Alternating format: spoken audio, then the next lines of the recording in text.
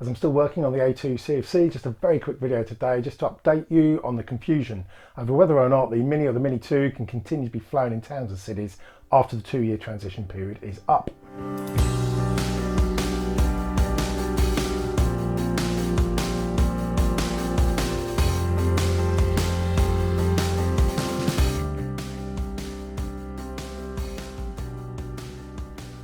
Hello, Ian here, and as mentioned, having lots of fun with the A2 CFC course this week. Video on that coming up next week, but for now I just wanted to clarify and confirm the issue that some of you have been contacting me about regarding whether or not the Mini and the Mini 2 can continue to be flown in towns and cities at the end of the 2-year transition period for legacy drones. This all stemmed from the main CAA's website pages on consumer information for unmanned aircraft and drones. And under the page on flying in the open category, it clearly states that only homemade sub 250 gram drones will be able to be flown in towns and cities after the 2-year transition period is up. This would mean that shop bought drones like the Mini and the Mini 2 would fall into this second category of having to fly in A3 open countryside. Now, I did see this when I was making my video on the new EASA rules that came into play on the 31st of December 2020, and it directly contradicts the info in both CAP 2012, which as you can see here states quite clearly that legacy drones placed on the market before 1st of Jan 2023 under 250 grams can continue to use the A1 category flights with nil operating date limitation. The main document, CAP 722, also mentions drones with a maximum takeoff mass below 250 grams get to continue using congested areas indefinitely.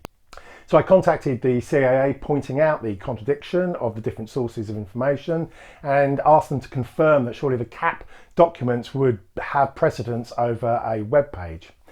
And kind of showing how much social life we all have, the email that I sent at 8 AM on New Year's Day got answered on a Friday evening, but sure enough the CAA have now confirmed back to me that the website is indeed wrong and they're going to be getting it updated imminently to reflect the CAP 722 and the 2012 documents.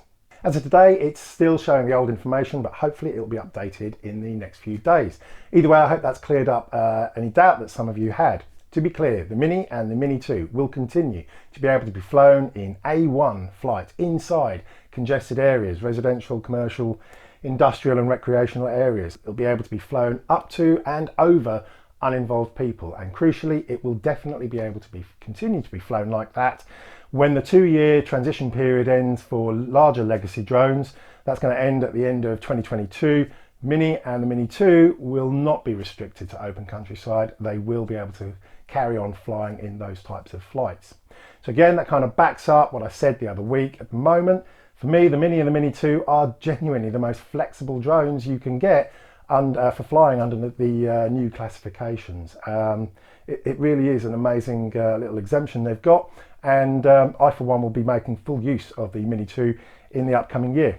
Anyway, look, very quick video today. As I said, I am still doing the A2 CFC course. I'm doing this despite still having my permission for commercial operations in force, but I wanted to find out exactly what was involved in the A2 CFC course, and a video on that will be coming up hopefully next week when I'll go through exactly what's involved and what rights it brings you. Either way, look, I know it's all a bit grim and nasty, winter, lockdowns and all the rest of it, but hope you're still all staying safe and sane. Either way, until next time, you have fun, happy flying.